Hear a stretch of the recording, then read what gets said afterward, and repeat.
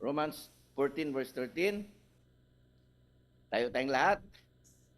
Alright, so we are going to read it all together. Verse 13 now of chapter 14. Please begin. Let us not therefore judge one another anymore, but judge this rather than that man put a stumbling block, an occasion to fall in his brother's way. Let us pray. O Diyos, makapangyarihan sa lahat na nasa langit, we come to you, God, and Lord, asking and requesting, God, for your presence, Lord, in our worship service this morning and in our, God, study of your word. Be with us, God, and inspire us, God, and give us, Lord, deep understanding of the morals, God, that we are going to study this morning, Panginoong Diyos.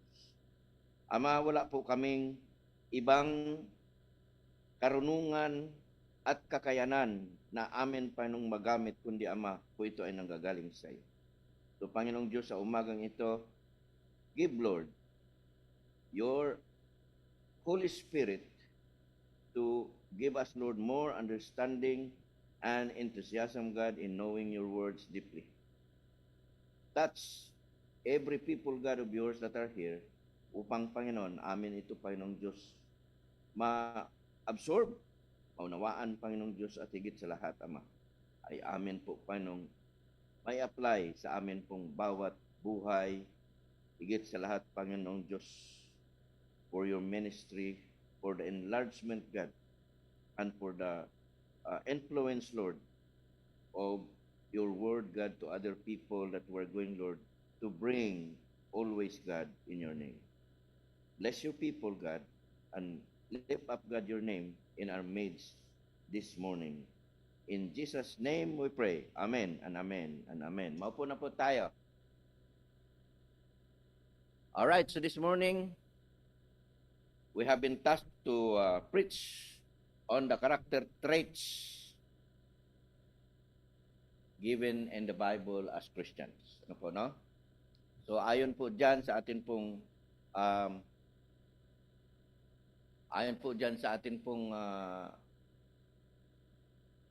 text verse. Okay?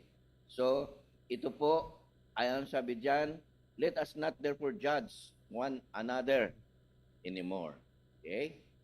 Meaning, there is a deep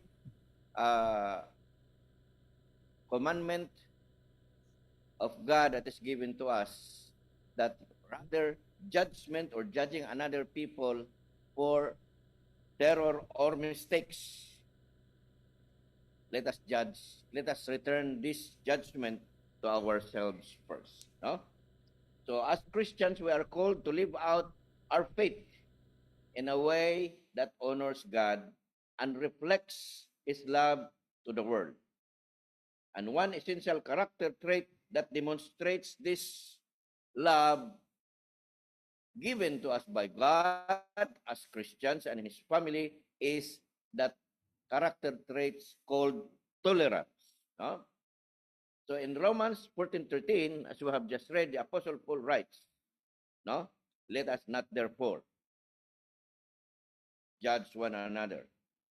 In other translation, it is said, let us stop passing judgment to one another, but instead make up your mind not to put any stumbling block or obstacles or hindrance in the way of a brother or a sister or to our fellows. Now, we have to understand tolerance. No? We have to understand tolerance. Tolerance is not about accepting every idea or behavior as equally valid. Rather, it is about showing love, showing understanding, and patience towards another. When we disagree, we will always be in a right path, because not everything that we will hear or we will respond to our fellows are not all valid. So, when we disagree, we should put our tolerance longer than ever before. And tolerance recognizes that we all have different perspectives. We have different experiences and we have different also convictions. Now, our biblical basis is in Romans 13:14 that encourages us to prioritize unity, love, over judgment and criticism. I will repeat that. We have to encourage and prioritize unity and love over judgment and criticism.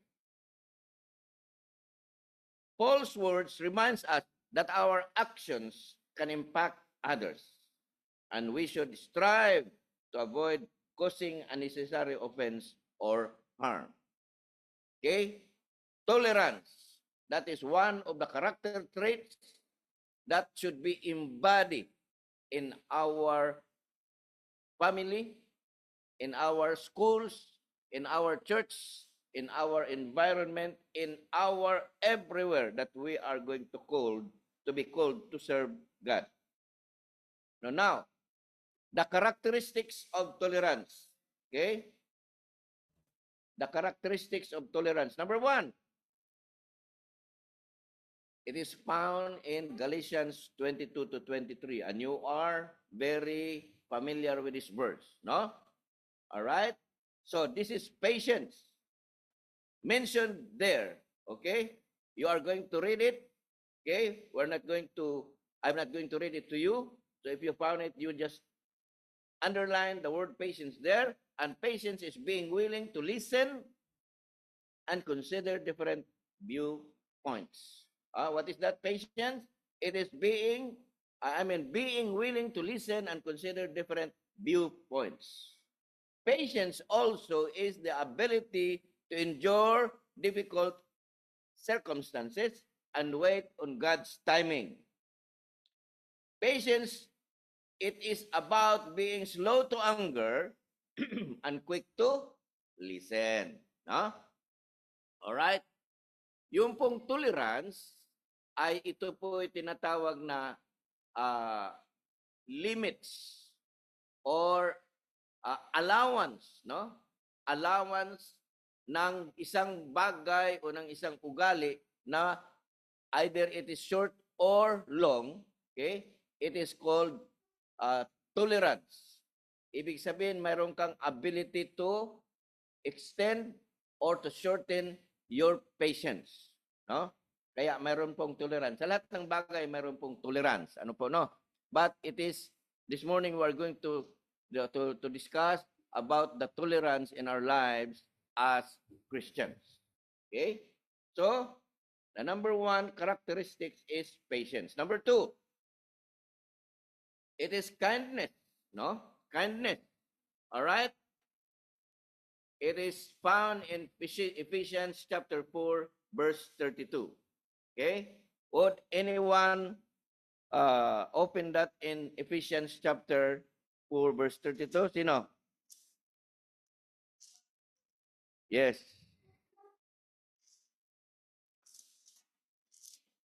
Five minutes? Yes.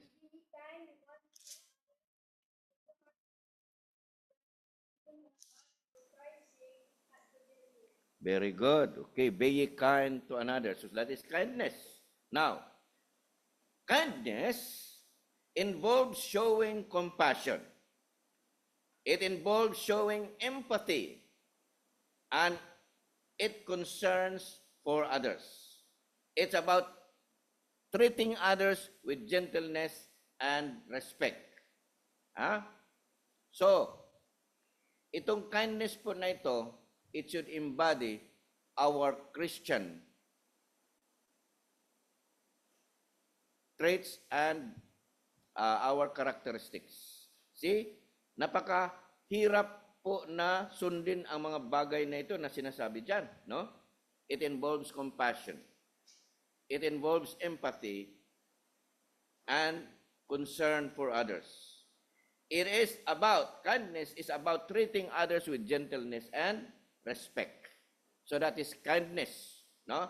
As characteristics of tolerance. So number 2 na tayo. Aba, tapos na tayo sa number 2. Number 3, it is humility. Humility. Huh? So it is found in Philippians chapter 2, verses 3 to 4. Philippians chapter 2, verses 3 to 4. Okay? 5 demerits. Who can read it from Sarja? Anybody? Philippians chapter 2, verses 3 to 4. Anybody there in Sarja? Or nobody? It is here in Rosal Caima. Sino? 5 merits. Wala. Oh, you are all late. So basahin na natin. 3 to 4 ng chapter 2, it is said, let nothing be done through strife or vainglory, but in lowliness of mind, each esteem other better than themselves. Look, not every man on his own things, but every man also on others' things. No? So it is for others and not to you and not for us. First, on others. No? This way, mga kapatid, we have always been joyful to pronounce the word J-O-Y as joy because it pertains to Jesus, others, and you. So that is humility. That is number 3 now. Number 4 characteristics of tolerance is gentleness. Gentleness. We can find it in Matthew 11:29. Matthew 11:29. Who can read it? Matthew 11:29. Anybody? Anybody has 5 merits? Matthew 11:29. Hello! Sino yan? 11:29 po. Wala pa naman. Come on. Hello, 11:29 po. Yes. Matthew 11:29. Who is that? Elijah? Opo. Come on. Come on, Abdel. Bagal mo. Sorry.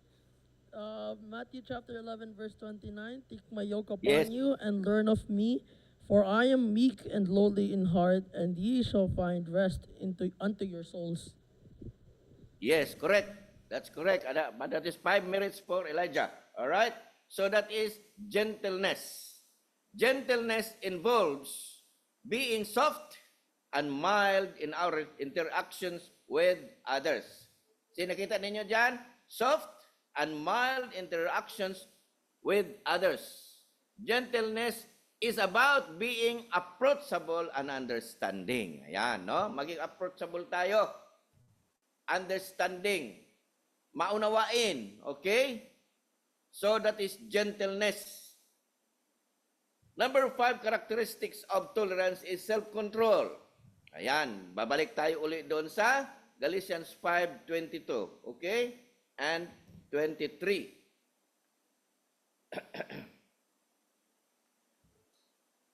Galatians 5. Sana ako.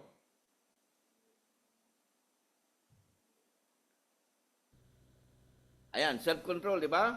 Galatians 5:22 to 23. As I've said while ago, that is your favorite verses, no? It is there, you can see there, self-control. Self-control is the ability to regulate our thoughts. Regulate, ano po? Regulate our emotions, even regulate our actions. It is about being disciplined and responsible. So you see the word there, regulate, no?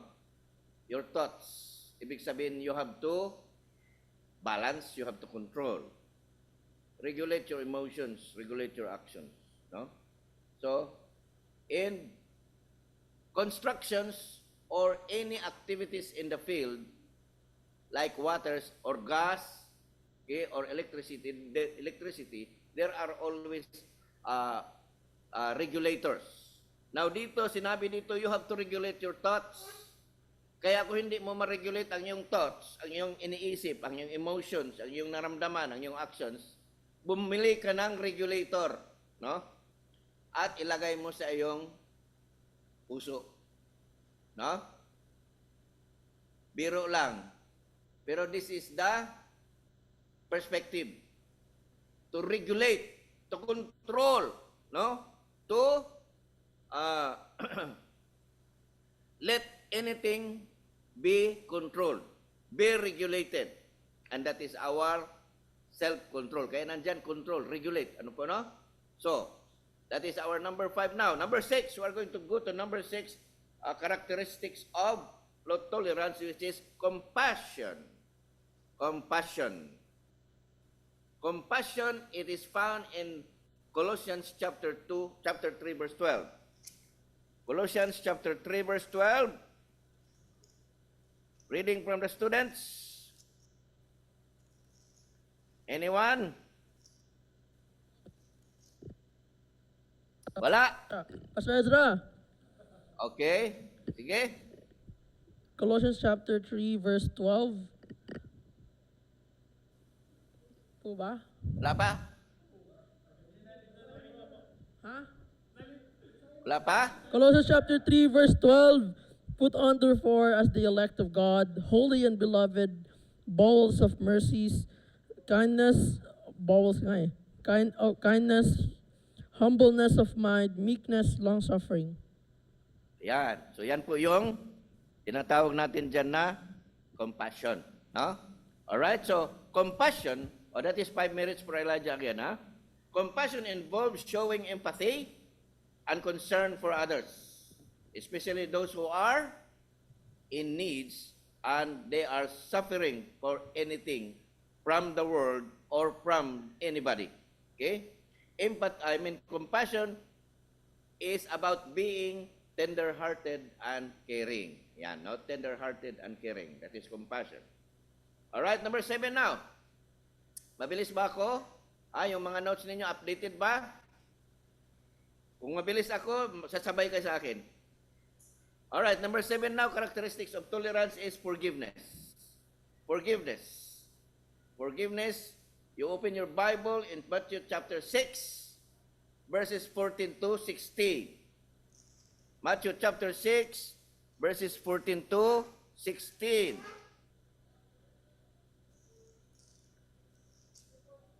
Amen po, amen. Si Elisha po daw. Matthew chapter 6, verses 14 to 15. Matthew chapter Ah. 6, verse 40 to 16.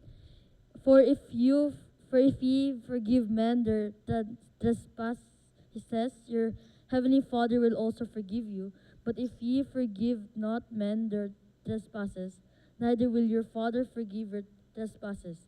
Moreover, when Yes. ye fast, be not as the hypocrites of a sad Lumampas ka na. Lumampas ka na. Tapos na. Hanggang 15 lang. Alright, that is for Elisha. 5 points, ha? 5 minutes for Elisha. Alright, so, that is forgiveness. No? Very understandable, di ba? Very familiar, di ba? But we will give now the meaning of that forgiveness also. Forgiveness is the ability to let go of resentment and anger, okay, towards others. It's about showing mercy also and grace. Yan, that is forgiveness. Number 8 now, characteristics of tolerance is empathy. Ayun, itong empathy na ito, very common ito. But sometimes we do not understand what is empathy, no? So now, empathy, it is found in Romans 12, verse 15. Romans 12, verse 15.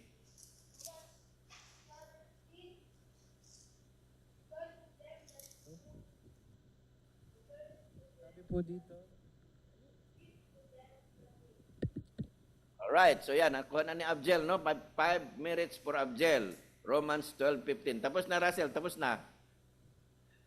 Alright, so, rejoice with them that do rejoice, and weep with them that weep. Ayan po, yung ang simpleng Tagalog dito sa atin pong Romans 14:15 ay, ano ba ito? Kumbaga sa may namatay, makilamay ka, no? Mag-condolence ka. Yan, no? Kung mayroong kagalakan, makigalak ka, no? Hindi ka dapat mainggit, di ba? All right? Because you are students, we are bringing this tolerance as one of characteristics of character traits. Sapagkat sa inyong eskwelahan, sa mga estudyante ay karamihan po dyan, mayroon pong mga tinatawag na nagsiselos. Lalo na kung mayroong naging number 1, number 2, number 3, pagkatapos hindi kasali ang iyong pangalan, ayan, nagsiselos ka, nag-iimbot ka. No? Kaya gagawa ka ng paraan para masira po yung mga nangunguna. Alright?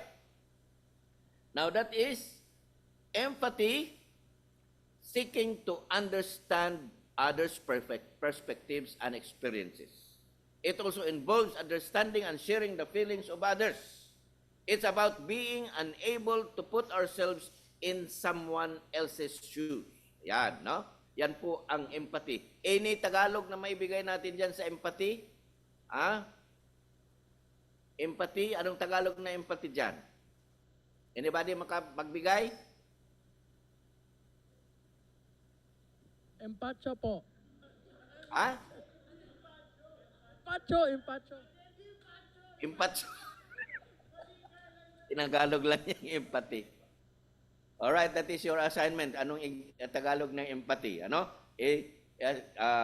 Binigyan na natin ito ng description, no? Seeking to understand others' perspectives and others' experiences, no? Empathy involves understanding and sharing the feelings of others. It's about being able to put ourselves in someone else's shoes. No? Kaya sabi ko kanina, kumbaga sa may patay, makilamay ka. Kung babati ka kung mayroong namatayan, sabihin mo, condolence po, di ba? I'm sorry for your loss. Yan po yung isa sa mga empathy. So Tagalog niyan, it is your assignment. Mamaya, bago matapos, magbigay na kayo ng Tagalog meaning ng empathy. Alright? Number 9, characteristics po ng tolerance is selflessness. Okay? Selflessness. That means putting others' needs before our own desires. That is self-understood. Ano po, no? Selflessness. Number 10, characteristics of tolerance is love. Yan. No? Napakalawak po nito. Love. It is demonstrating love and kindness even in disagreement. Yan. Napakahirap po nitong ating meaning na ito, no? Demonstrating love and kindness even in disagreement. Okay? Usually po, ang atin pong love, ang ating pag-ibig, okay? Nakasakay lang po o nag-enjoy o na-approve lamang kapag ang tao ay nag-agree sa atin. Pero pag mayroon ng disagreement, okay, wala na pong tinatawag na love. Ayan, no? Alright? So, these character traits, alright? There are 10 characteristics of tolerance, right? You have 10 there. Kung mayroon kang 10, you are good. Okay? Now, these character traits are all interconnected and work together to help us demonstrate God's love. Yan, nandun na yung God's love and character to the world. Alright? Now, by cultivating these traits na atin pong nabanggit, alright? We can build stronger relationships, we can show God's love to the world, and we can reflect Christ's character, and we can grow in our faith. Alright? So, we should apply these character traits in our life. So, by applying tolerance, okay? By applying tolerance in our environment and daily lives, number 1, in our church, how we can apply tolerance in our church. This is now the application of tolerance. No? Number 1, in our church, tolerance helps us to work together despite differences, fostering unity and cooperation. Yan. Okay? Sa ating church. Kaya maganda po ang mayroong church. Maganda po na tayo ay mag-convince ng mga tao, magdala ng mga tao, mga kaibigan natin, kakilala o pamilya, dalhin natin sa church. Sapagkat sa church ay mayroon pong tinatawag na magandang tolerance, no? We can work together in spite of our differences, and we can foster unity and cooperation. Application of tolerance in our communities. Tolerance enables us to engage with people from diverse backgrounds, building and bridges and promoting understanding. Again, nandun na naman po yung understanding, no? Sa atin pong community. Alright? Number 3, application of tolerance is in our personal relationships. It helps us to navigate disagreements and conflicts with love and empathy. Ayun, nababanggit na po natin yung mga ibang ating nakuha kanina sa characteristics of tolerance. No? So, nandyan, paulit-ulit lang po yan. Ano po, mga kapatid? Alright?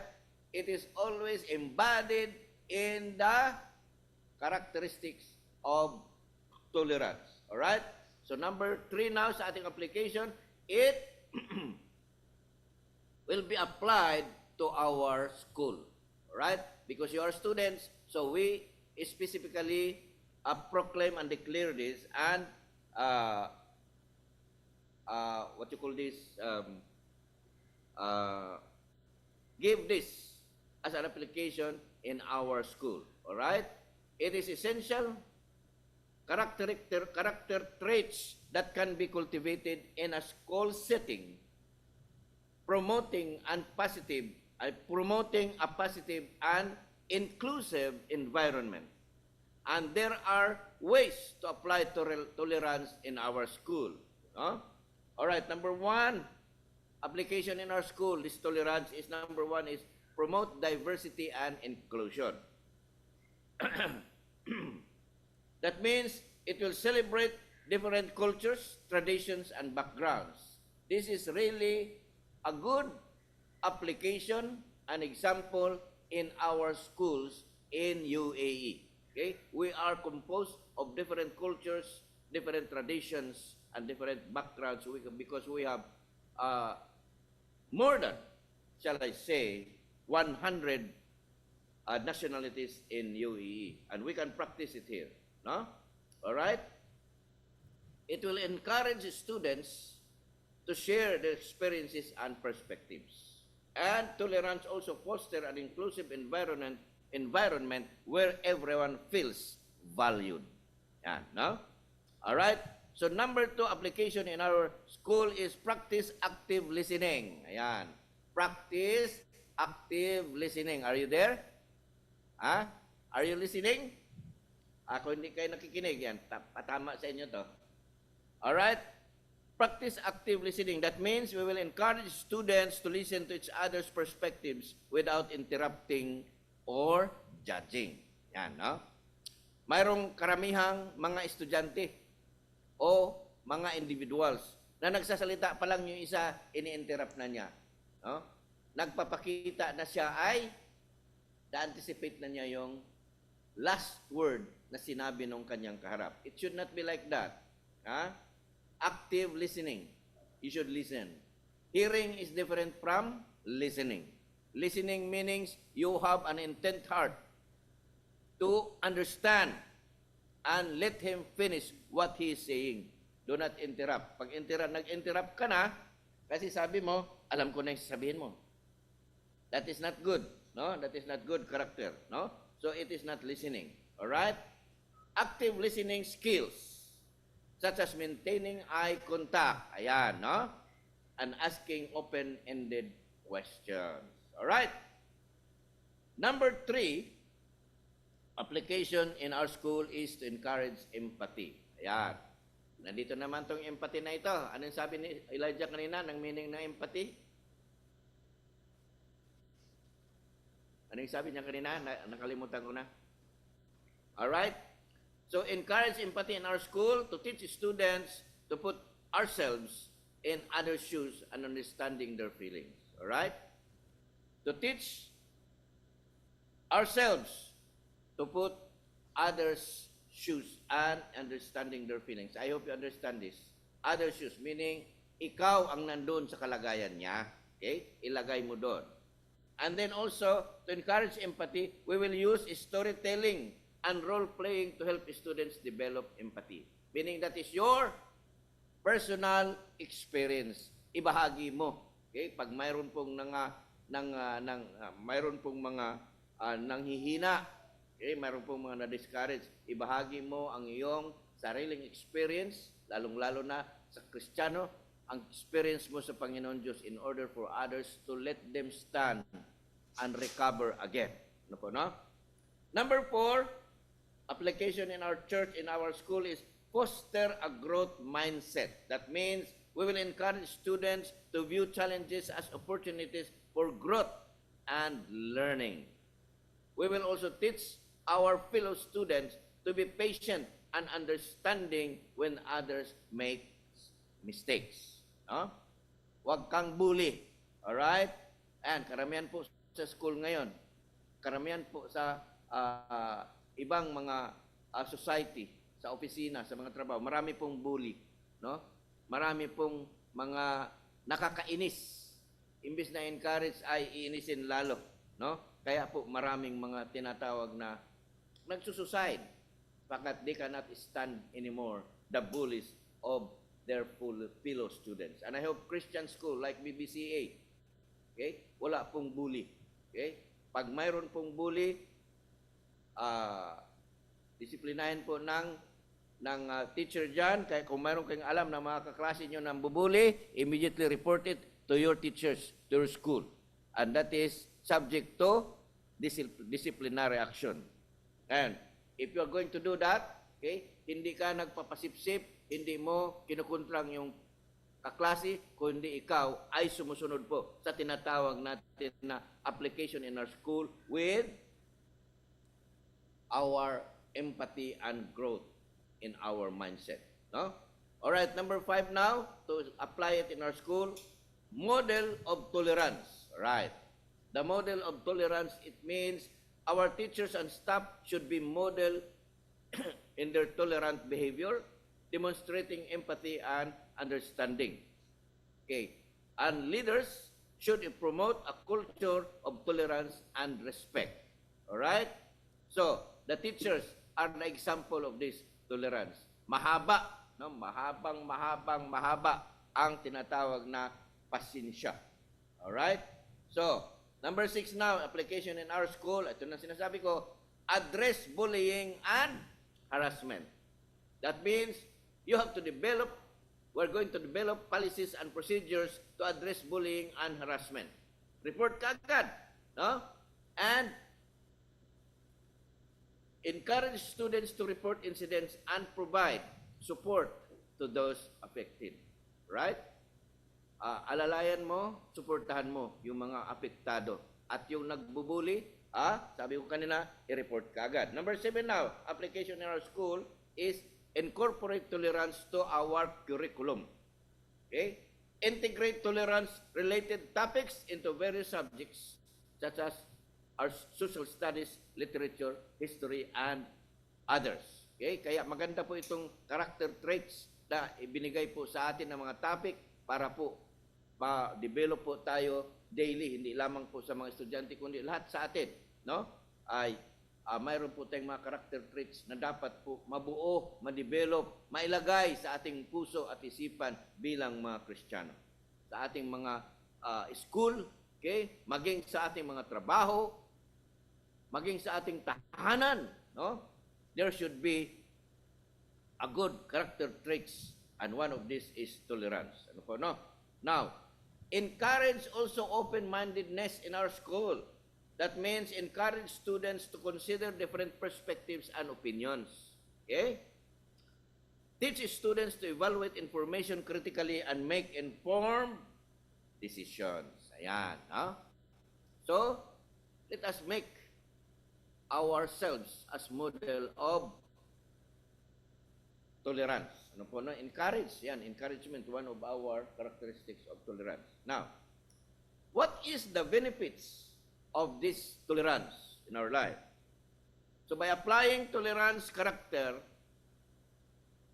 by applying tolerance character traits in our school, the students can develop better relationships with peers and teachers. Students can improve their social skills and emotional intelligence. Students can become more open-minded and empathetic. Also, it will enhance their academic performance and personal growth. You see, marami pong nagagawa ang tinatawag na character traits, and one of this is tolerance. Ano po, no? So, I hope you have got your notes. Okay, mahaba tayo dyan, pero atin pong iksian na lamang para po hindi kayo mainip at hindi po kayo magkakaroon ng tinatawag na mahabang notes. No? Mahaba. I'm expecting mahaba ang yung notes. Okay? Hindi yung tatlong sulat lang. Alright? Now, if there are no questions, okay, we will now proceed to our conclusion of this tolerance. Now, in our conclusion, tolerance is a vital character trait that for Christians, allowing us to demonstrate love and understanding towards others. By prioritizing unity and love, we can build stronger relationships and reflect God's love to the world. By cultivating tolerance in our school, can have a profound impact on students' lives, helping them to become more empathetic, open-minded, and socially responsible for individuals. By promoting diversity, practicing active listening, fostering empathy, schools can create a positive and inclusive environment that benefits everyone. Okay? Lahat po sa atin ay maging beneficial po ito, mga kapatid, no? Kung atin pong itong i-practice at ilagay po sa ating puso at isipan that everybody is subject to errors and you are not. Okay? You are not exemption to this, even me. So we have to practice this. We have to put it in our mind, in our hearts, in our souls, that we are always committing mistakes every moment of our life. So, by applying this, okay, we will give God's glory in our life, in our everyday life. All right? So now, I hope everyone got it. I hope everyone noted it. All right? So, let us come now to our closing prayer. Let us all stand. Tumaytayong lahat, tayo pong manalangin po sa atin pong pagtapos ng atin pong mensahe sa oras na ito about tolerance. Dear Heavenly Father, we thank you, God, for helping us to embody tolerance in our lives. Thank you, God, for showing love and understanding towards others, and may, God, we will practice it, God, in our daily lives. And give us, Lord, the wisdom to navigate differences and conflicts with empathy and patience. May, Lord, our actions reflect your love and bring glory to your name in all circumstances and in all desires, God, of our heart and in all, God, situations, God, of our surrounding. May we strive to embody these character traits, bringing glory to you and blessing, God, to those people that are around us. Salamat, Panginoon, sa iyo pong mga mensahe sa araw na ito. Sa pangalan ni Kristo Jesus, ito po ay aming dinadalangin ng walang hanggan. Amen at amen at amen. Alright, magandang umaga po. Umaga pa ba? Sa inyong lahat, and you're dismissed, and we are going to sign our